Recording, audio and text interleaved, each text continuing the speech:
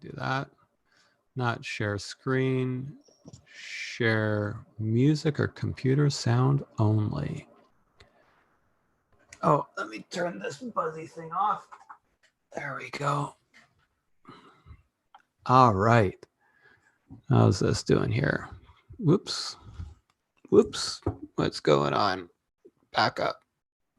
Yeah. Our countdown clock. Where's our countdown clock? Wasn't it just going? Oh, geez. Okay, hold on. We've got 4 minutes. Okay, 4. Add. Start. How you doing today, man? Those are good. Looking forward to the weekend here. Yeah. I'm actually feeling kind of overwhelmed. Like, I'm just like, oh, God, I don't know what to do. Sitting there going, I just want to curl up in a little ball. Yes, like my snowball here. Me and my snowball, my blue ball. Yeah, you gotta be careful. You gotta be careful with the name on that one. It's got the words blue right on the front of it. It is begging to be called a blue ball, even though it's white. I'm sure it is, and maybe that's the marketing tactic. Yeah, it gets people talking about it. Yeah, I was having a hell of a time with my blue ball yesterday. Like, yeah, and people are like, "What? What's that? Gross, man! Don't talk about that. It's TMI." Yes. Although I was very happy. Rich sent me an email. Says I messed up on the billing for this thing that we were doing. We were helping a client with some security stuff, and he was like, gonna need your help." And he was like, "Yay, mistakes!" And I was just like, "Yes, it's slowly sinking in. It's spreading. It's spreading. We are gonna be a company of mistakes soon. I know it. Best mistakes. Yes, yay, mistakes. We're gonna be so happy every time we make a mistake. We're like, yes. And it's like, yeah, awesome. Now we know. It's the best thing in the world. It's very exciting. Oh, geez, I'm not doing any invitations now. Here, hold on. I'm too busy talking. It's actually a weird day for me. Mm-hmm. I can feel that. You can feel my vibe? Or the day? Just the day in general. The day is feeling it for you, is it? Yeah, I don't know. I wonder how. I feel like there's a lot going on. For those who are tuning in, we got like 2 minutes left. That's our countdown there before we start the show. What do you mean by there's a lot? I mean, yeah, there's a lot going on, but other than is there a lot more going on, or is it just feeling it? I feel like there's a lot more going on. Like there's a lot of new projects going on. I mean, for us. Yeah, well, both in terms of like internally our own projects and organizing this open agency day and bringing on new staff and like growing a lot internally, and then with clients as well, new clients coming on board and new projects, new things. We've got to call it, like, I know we're calling it open agency day and stuff internally, but like the public face for it is still, I think, giving away our agency for a day. Can we come up with something like a little bit shorter and snappier? Yes, absolutely we can. That's what Libby's for. Yeah. Shorter and snappier. Give away the agent. But that is a pretty, like, what are you doing? You're giving away your agency? Like, yes, we're giving away the whole freaking agency to our client, to our current clients first. So if you want to be, if you want us to be part of it, then you have to become a client really super quick. But I really want us to do the second part, which is give away the agency for a day to the public as well. Like, how many people would we have? Like 9 people just doing stuff for people. No charge. Okay. I invited as many people as I could. We're going to get going now. All right. Okay. Let's see if we can get the energy going. I think I need some good tunes. That's it. Now I'm starting to feel it. How about you? You've tuned in to COVID Marketing with Brent Kobayashi and Arthur Tutt. The show to support small business not just to survive, but to thrive. Thank you, Mr. David Blackmore, for bringing the tunes and pumping up the energy for me. We are live with COVID Marketing episode number 40. The show to support small business, not just to survive, but to thrive, weekdaily at 11:11 Eastern Standard Time. If you have questions on marketing and business and all the other stuff, let us know in the comments, wherever you find folk are watching this.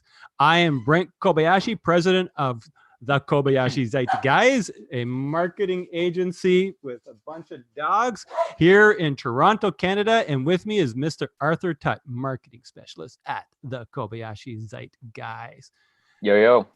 Yo, yo. Where are you? I'm trying to find you on my screen here. Oh, there you are. Maybe we need to start like a dog marketing agency, or just open up like a just dog market the dogs. Yes, I've got dogs for sale. Just no, I thought he was like, get rid of the dogs. All right. Hold on a second. I'm going to deal with that. You entertain our fine viewers. Entertainment. All right. Let's pump up the entertainment here. Yeah, I was trying to figure out, Brent, what's going on with the door behind you. It's just like, man, what are you doing yelling this early in the morning? Trying to figure out like the door behind you is just like opening and closing and just yeah. It's just happening. This is real. This is live. In case you weren't sure, you've got a very realistic green screen. Yeah, I just walked right through it and walked right back. Yes. This is actually, I've gotten a few pieces of feedback, as you know. It's like, come on, fix your camera, fix your background, do stuff like that. And we will get there, right? Today is not a prime number day, so we're not getting there today, but tomorrow is a prime number day. So we're going to see what we're going to level up with tomorrow. It's a Friday. It's a Friday and it's a 41 day. Ooh. Yeah, I have no fun facts about 40. 40 is just whatever. I feel like 40 is a good year. Yeah, 40 is a good year. I'm not going to complain about 40. 40 is an awesome year. All right. Take us somewhere. So I had, okay, so something I thought would be interesting to get into here is looking at, in terms of like building business relationships, right? And looking at working with small business owners versus working with medium-sized business owners versus working with big businesses. I think there's a lot of people who look at, we need to work with big businesses because they're the ones that have lots of money and all the budget and all of that. But we were having some discussion internally about what are the benefits of actually working with small business owners. Right. So let's be a little bit more transparent. The conversations that were going around were, who's your target audience? Who's the one that you can work with best? Like maybe it could be like medium-sized businesses or whatever. And we've got a range. Some of our clients are pretty darn big. A lot of them are not. And the what was going through, including who's the target audience for our show, was do you want the piddly businesses? Do you want the small potatoes? Do you want the I do love that term, by the way, the little piddly businesses. Yeah. Are we done? Is that time? That's it. We're done. We're gonna leave you all with that. Okay. I have to remember to change. I think I've got some sort of, I don't know. It's one of those days. We already know that it's one of those days. It's just confirming that it's one of those days. We don't know what's going on. My cell phone's overwhelmed. Is Mercury in retrograde or something? Mercury, yes. Mercury is retrograding. Okay, getting a failing grade. All right. So, I actually really honestly had a really challenging time responding to that. Because on one hand, yes, 100%, you want clients that can pay your bills, that you can do interesting work with, and that you can have an impact on, right? Sometimes, the larger clients, you get clients that pay your bills. It's not necessarily interesting work. and you don't necessarily have a big impact because you're a small component in a very, very large ecosystem. And then at the same time, the impact part has me like really, really wanting to support smaller and smaller and smaller and smaller businesses. That's actually what part of the show is me getting the license to say, you know what, if this were just the agency, I would not know how to fit in something where maybe there's actually no economic payment happening, or it's a very small amount, or it's more me and talking about things and less the whole team and building a big website and the production thing. So these are all variables that go into things that result in that kind of conversation of piddly small potatoes and all that kind of stuff. And I know it sounds derogatory, and I'm sorry I'm giving you behind the scenes things, so don't feel bad. It's just a natural part of trying to think, how am I going to make money, right? How are we going to best make money? How are we going to best utilize everybody's capabilities? Who are we going to serve? And who are we going to serve? And what's the best business model? And all of that kind of stuff. So one thing that I did say is, one, there is also, what do you like? That's a big part of it. The second thing is, there's also a place and a shape for, I actually believe, everybody. Like literally, that's one of my things. It's everybody is at a certain point in time. Now, are we going to build a website for $500? No, my team's too expensive for me. We would lose money, and it'd just be like a donation type of thing. And that's not what we're in doing here. However, can we have a conversation with literally everybody? And I reminded the team, that's the reason why we got NNAS. That's the reason why we merged with Zeitgeist. Because I was involved in the WordPress community really super heavily for a while, not really so much anymore. And I would do, I co-organized a bunch of WordCamps. I was the lead organizer for a couple of them. And there's like 400 or 500 people coming, and you would be talking with everybody, and you would be sitting down and helping somebody figure out how to publish a blog post. And that was the brilliant thing that I loved about the WordPress community specifically, was you had somebody who was doing a lot of interesting stuff, like way beyond anything that I was doing, big agencies, and they're doing sites that are worth, $500,000 and all this type of stuff, talking with and working with somebody who is trying to publish their food blog and not sure how to do it, and try to understand what all this stuff was about. And I found that by engaging in both levels, that one, it felt great. It was very personal. It was very human. And you know what happens when you do that in a way that serves you as well? What I mean by that is, at some level of scale, with some level of containment, you still have to be able to say no. And what I mean by no is not, no, I'm not going to talk with you, but that's not the right kind of job for us. Or no can simply be, I will do that when I am at the event, but it's not really something I'm going to do on a regular basis. So for us right now, we are doing that here, but the rest of the day is running the business and finding the clients and finding the big potatoes, or whatever you want to call them, and chopping them up, making French fries, and enjoying all of that kind of stuff. But every chance you get, in a way that can be done, that can both bring value, but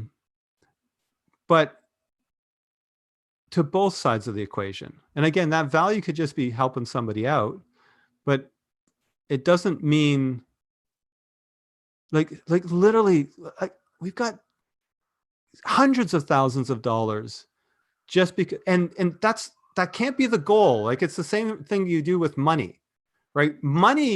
If money is your goal with a relationship, then you've lost. right? If I'm going to have a relationship with a client and money is actually my goal, that's actually my reason why I'm having that relationship in that moment with that person. It can be there, right? It 100% can be there. That's, but if that's the goal with a relationship, I just might as well punch the person and take their wallet, right? Might as well just do that, right? Let me just figure out a way to steal your money. Maybe you guys can do it in a way that, well, you'll still feel happy about it, right? So, once you get into that relationship and you're having that conversation, it becomes you as people, and it's a human relationship. And then you have to, in order for that to be as successful, especially with the results that you probably want, you have to set aside those results and then just focus on the relationship to the best of your ability. Right? That is, and you were there on the conversation. That's what happened when we got a $15,000 website deal just recently, and we actually said, "Oh no, you shouldn't do that." Like, they literally said, "We're ready to buy. Here's the money." And we had gotten to the conversations like, "Oh, wrong decision." So when you talk about whatever, somebody who's just kind of starting off, boy, you can have such an impact. And then don't be dumb about it. Like, Patricia, we haven't gotten into any fiscal relationship with her, and she's left us a great review on Google My Business, right? So that's really nice, fair exchange. I actually, my number one search engine optimization technique is to become very good friends with the number one search engine result person, right? You get into a great relationship with somebody and they're going to be like, "Hey, this business is coming in. I don't want it. Do you want it?" It is phenomenal what happens when you stop looking specifically at the bottom line in the conversation that you're having, turning that a conversation into a transactional conversation well before it's time for it to become a transactional conversation. And don't get me wrong, like, I was having this conversation with the team. I was like, I love that we have this conversation that we're having, which is, who is our target audience? What do we want to do with it? And all this kind of stuff, because then it's like, okay, great.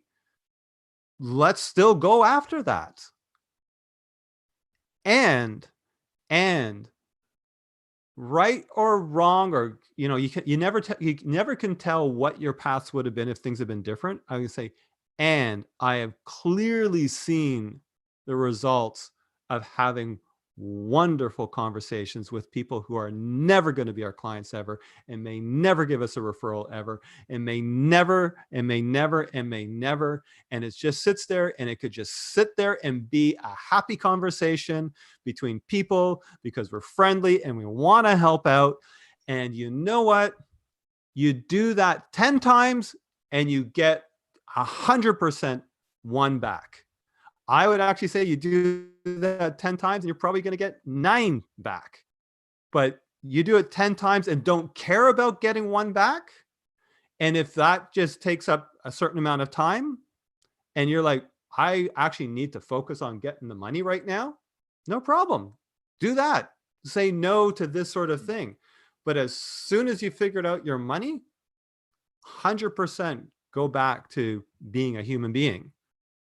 In terms of your relationship, in terms of figuring out what does, in terms of putting aside the thought of, what is this giving me right now? That's it.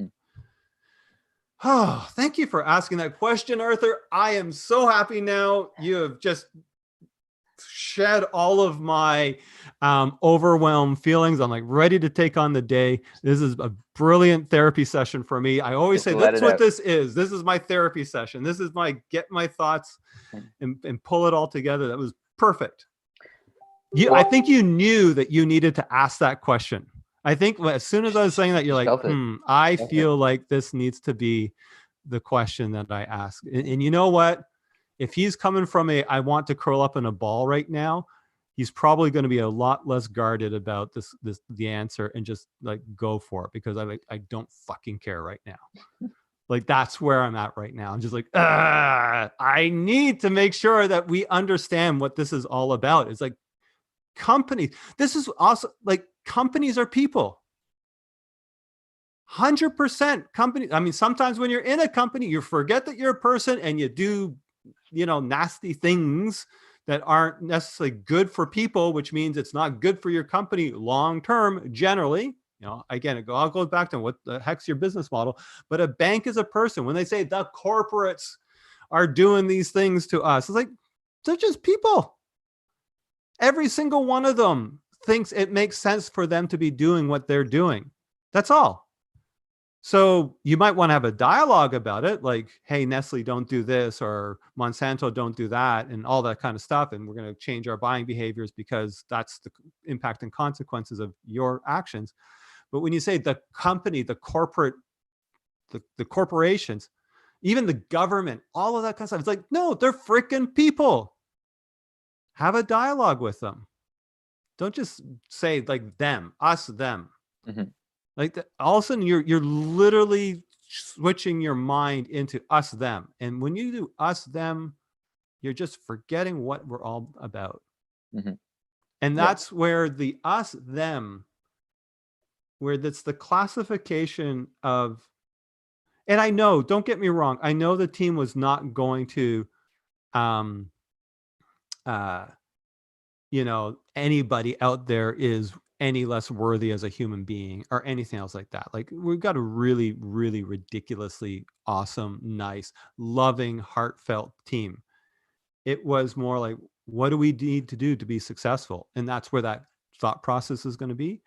But I think sometimes our brains do go, my brain goes to us, them, that's for sure. Mm-hmm. Okay.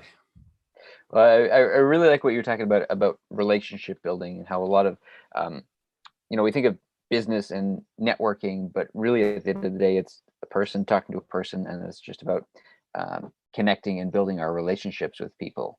Yeah. And I would say with that, do what you enjoy. Like, I've been to networking events when I've been like, I need to achieve something here. Right. And I would have conversations that I was just like dying inside. Well, that brings up a really good point. I was just watching a video, just watching the time. We got 1 minute here. Just watching a video by Seth Godin, and he was talking about networking and asking the question, is networking a dirty word, right? And his response was, networking is a dirty word when we make it a thing, right? When it's like, I am going to do the networking, I'm going to meet the people, and I'm going to shake the hands, and I'm going to give this business card. Yeah. Right. Networking is bad when your objective is to network, right? But the idea of going out and connecting with people and talking with people and having a dinner party and inviting people over and bringing different people from different worlds together to share and collaborate and connect and just enjoy the process of getting together with people. Yeah, that's a beautiful thing. Yeah. Anybody who wants to learn how to network, talk with Jan Keck of Ask Deep Questions. He's brilliant about it. He's talked about how to not die from the small, piddly conversations that you have when you're often networking. But yeah, if you look at networking like direct mail, it's like, I'm going to go in there, I'm going to talk with a bunch of people, and I'm hoping to get a 3% positive response rate. Holy fuck. Like, wow. That is going to eat at your soul until you feel like puking your soul out. And you're going to like, I don't want to do this. Now, some people can do it. I can actually do that a heck of a lot better than most, because some are like, I just cannot handle talking to this many people like in this way. For me, I can get into I'm interested in you as a person. Okay, you're doing the network thing. Who are you? And you're like, I can have those conversations in my head and then start asking some of those questions like, so what's the most exciting thing that happened in your life? What are you looking forward to? What's on your bucket list? These are the things I want to know. I don't care what you do. We'll get to that. 100% we'll get to that. But so yeah, if you look at networking, it's no longer human, which is how it mostly is, right? Or how how I've experienced it in many cases. Let's put it that way. All right, dude, that is our show. I can say shout out to Patricia for sharing the very kind words, and big shout out to Richard as well for loving the intro. So yes, Patricia. So say what Patricia said. Patricia said, happy to, because you were mentioning it, but Patricia left us a Google My Business review. And she said, happy to share my honest words of appreciation for you and your team publicly. Yeah. Exclamation mark. A double exclamation mark. Yeah, love Patricia. I'm really excited to what she's going to be doing. Yeah. Actually, that's what I would say. If you're enjoying this show, geez, we don't have it as a podcast yet. We need it as a podcast so we can get a rating. I want a rating on this show. We need ratings, like high ratings, like it'll be 5 by 5 for the first little while, because the only people that are going to be listening to it are going to be the people that actually care and love. I mean, should we get on Rotten Tomatoes? Yes, that would be good. Rotten Tomatoes is a rotten site, though. Okay, first, hold on. We're getting into end show stuff. So let's end the show. Cut it. Can you do it again? I couldn't quite hear you. And cut it. Perfect. Okay. All right. Yes. Rotten Tomatoes sucks. Rotten Tomatoes has some Rotten Tomatoes. It is. You need a 60%. Like, do you know how the system works? Not exactly. No. Okay. Enlighten me. I'll enlighten you. And it can. I thought it was great for the first little while, but then I realized what was going on, because I was going to see movies that were getting 83% on Rotten Tomatoes. And I was like, this is a bad movie. If a critic gives the movie 60%, then it's considered a thumbs up. And so it counts the percentage of critics that give it 60% or higher. Okay. So if every critic out there says this was a mediocre but slightly okay movie, as in 3 out of 5 stars, 6 out of 10 stars, then you know what that will be? That will be 100% on Rotten Tomatoes. Wait, say that again? Okay. So if 100 critics say this movie was 6 out of 10, it's 100% on Rotten Tomatoes. Oh. Yeah. Yeah. So the only reason why it sometimes works out is because there's a variety and there's, if critics and all that kind of stuff. But a 6 out of 10 gives it a tomato up. Now, they have like the special tomato, like the really hot tomato. I think it maybe requires a little bit of a higher thing, but it gets it doesn't get a Rotten Tomato unless the majority of critics are low. Look into it. Actually, viewers, look into it, because maybe it's different now. But I'm 100% certain that's what it's just messed up. I have my son, who's a huge movie buff, says Metacritic. You just have to go by Metacritic. That's the only one that's worth anything. Yeah. Just okay. Metacritic. Just curious, and maybe we're getting off topic here, but do you know what it is about Metacritic that makes their ranking different? No idea. I'm just gonna trust my son on that one. So yeah, I mean, it does go to numbers and statistics and all that kind of stuff, and that's that conversation that we've had a little bit of, which was like, numbers can be made to be almost anything you want. So, watch, like, learn who you can trust. And if you're spending money on advertising and you've got an advertising person that's doing it for you, and they're reporting rosy, glowy stuff all the time, including the number of conversions you have, look to your bottom line and see what that's happening, and check to see if the number of conversions or the number of whatever is happening is actually stuff that's coming as a actual result of your advertising. Because sometimes it's not. Sometimes I've seen big companies, like we had a 75-person company, and they're like, yeah, we just got this lead. It was for $1 million deal, and it came from their online web form, from their website.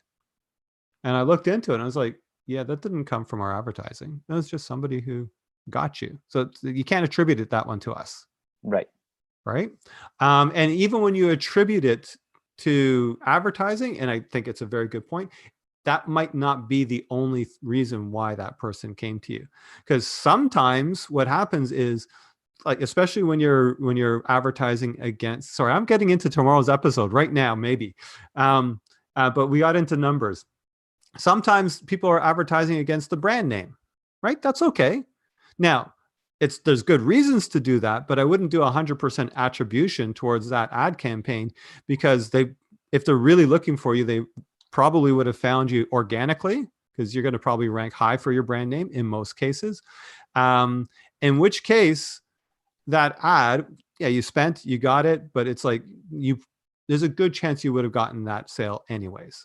So you really have to look at it with always thinking about it, always thinking, always testing. Anyways, okay. What are we going to talk about tomorrow? Well, I think we're going to talk about attribution modeling. All right, let's talk about attribution modeling. Sure. You're going to have to come up with stuff for that one, okay? Yeah, no, well, it is an interesting thing to get into, and just all the different sources, organic and Facebook and Google My Business, and just all the numbers, email blasts. And dude, 450 people found us on Google My Business last month. BS number. Complete bullshit number. 450 people. Right? That means I'll be like, what? That's so awesome. No. Some of that is good. But yeah, no. Too much of that kind of stuff goes on in our industry. Mm-hmm. All right. Let's end. And cut it.